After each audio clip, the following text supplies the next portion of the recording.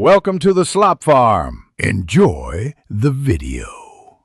You start by collecting the right tools and the correct battery so you won't stop mid-repair. Once you have a keyed caseback opener and plastic pry, position the watch face down on a soft pad.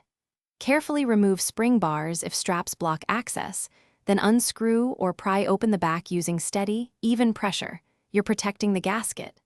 Make sure to note crown position and button states. This prevents mistakes when you pull the movement later. Once the back is off, you'll unclip the movement clamp and lift the module using plastic tweezers to avoid grounding.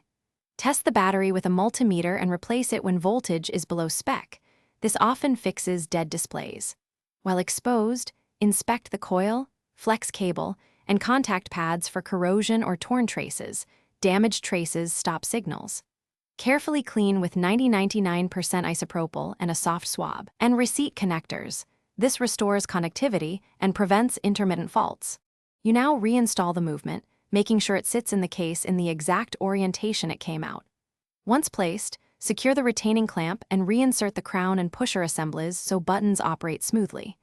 Replace the caseback and tighten evenly to avoid crushing the gasket. Apply a light silicone grease to the seal for better water resistance. Finally, set the time and test every function.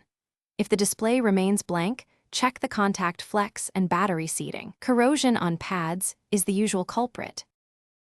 Thanks for watching. Consider subscribing if we helped you today.